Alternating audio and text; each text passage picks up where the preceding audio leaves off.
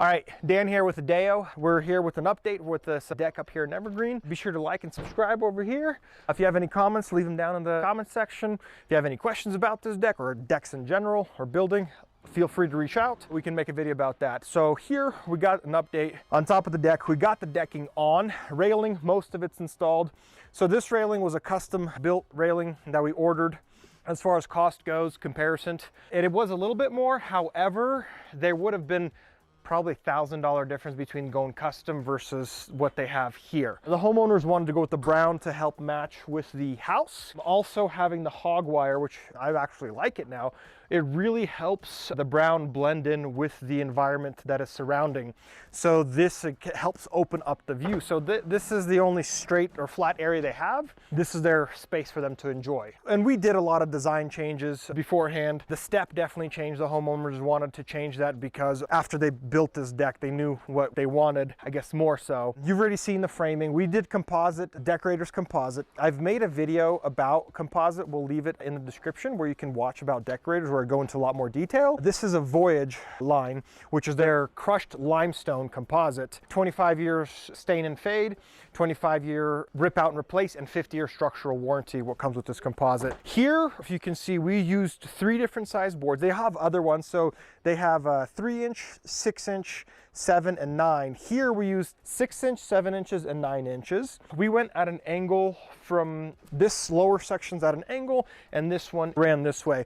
This is something we did as a design to really help with the flow. One of the things that we did, or what we had, is we had 20 footers, or like from here out to there is like 19.6, so we're able to keep full boards. We have 2 breaker boards that we installed, one over there going through and one here.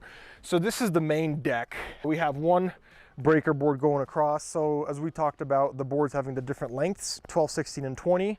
In order for us to fit in this length, we put in this breaker board. We did have a lot of waste on here for the composites. I can show you a video out there where the trash pile's at, but this is something that the homeowner wanted for this project. It's a little bit more waste than I normally like to have, but again, there's nothing we can do about it here. We did a 2-tone composite. Here we have a post that we're going to be putting for the sail that's going to be coming out. Here's going to be a custom sail. So we put out, I'm going to show you this, how we did this later. We do have lights set up. So we have 2 transformers here that we're going to be running. The homeowner, the request was they didn't want lights on every single post. They want them lower versus higher. And then they have here to where they'll be able to control it with a switch. So they'll be able to come in, turn on and off with the switch when they come out of the house. They are in the mountains. They do like to have like a telescope and look at the stars. So that's why they have these lights. They want to have the control here. We got the hot tub back up onto the deck. This is where we had that big beam. It's like somewhere right here is where it's running. This beam is what's to support this hot tub with, when it's full of water, we're looking at a 7,500 pounds added to the weight of the deck. So building it out correctly is definitely something that is very, very important. So that way you get the longevity and the life. The last deck they built was 92, I believe, or they had an extension and they built the garage. So the deck, you know, the hot tub on here did have the proper weight support beforehand, and this was something that we've done. We did have a portion of it be under EPDM, which we did it for the water not to go under. Or as you can see, it's snowing now. So whenever the snow falls and then we have the water, all that goes in. One of my concerns was the boards not lining up or having one level too high, but I don't even notice that there is a difference where it actually is and where it's not. So here what we did, we had the 2 boards whenever we're lining them up to make sure the sizes line up here so you can see them running through all the way. We're going to get some Cortex plugs so you won't be able to see the screws. We'll have them on the picture frame as well. Customer went with the wider picture frame, so they did a 7-inch picture frame. I really like the 7-inch picture frame whenever installing, and this is going to be something I'm going to be really offering to homeowners. And again, it's only available in the decorators. One of the things why I like it is because of the board here, the post. Whenever you have a normal composite or a composite that's only 6 inches, whenever the post base goes on, you have a line that ends up being like right here. So it does not, Bjorn, move. Go. You'll have the 2 boards and then the post base will sit on the bottom.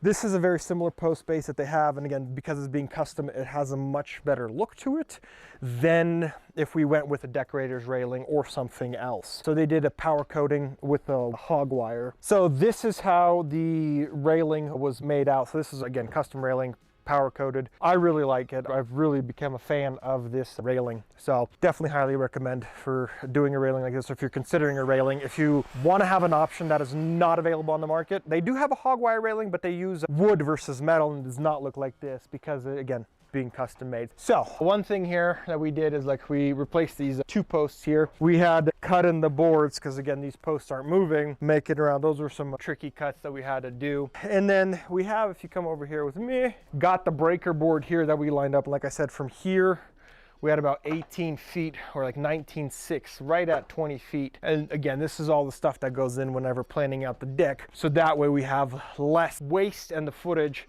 for the boards. So if you come here for the steps, so the old deck lined up where this post is at, we had this rail, the old deck line up essentially go to here. You can see where this old line is, where it lined up with, and that's where the roof ended. What the homeowners wanted was to step out for the stairs here. So we got some fencing underneath that we're doing. They had this, basically this fence come out to this line here. So we got rid of it, and then we put a second gate, so whenever they don't want they also have a German Shepherd, so whenever they don't want their dog on the deck, they can have it closed off from there. Come here, so see how we did this railing, or the steps here. Again, everything's at an angle this way, getting all those cuts and everything lined up. This is not a normal stairs that we do. The homeowner wanted a lot wider steps. He has a size 13 shoe, so he's like, I don't want to walk down the steps like this, which that makes sense.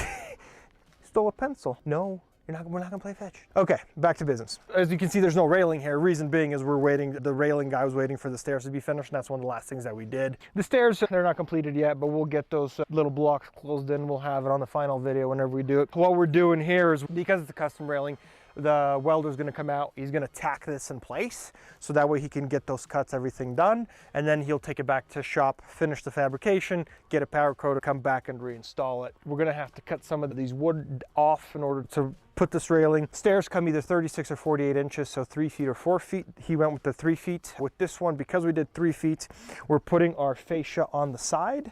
Not fascia, sorry, our railing is mounting on the sides. That's where we're gonna be mounting this off. There are different railings that are face mounted that could be done. That's already manufactured, so that's, again, that's an option here. Then of course we got the landing, this fence that we put in. So one thing here, we'll be covering all this with fascia and hardy siding to covering this in. So brought all this out. So yeah, so this is the deck. This is our update. So if you are looking to get a custom deck built or a deck built in Colorado, Denver metro area where we're at now, but we will be expanding more. If you have any questions, feel free to reach out. If you'd like to get a quote, feel free to give us a call, 303-720-6167. We also post small little updates on our Instagram. Give us a follow, @A-Day Inc. on Instagram. We'll put a handle and then we'll put something in our comments, so that way you'll be able to see that. It is starting to snow, and we're gonna have to cut the day a little short, but this is what a deck builder's life is in Colorado. So have a great day.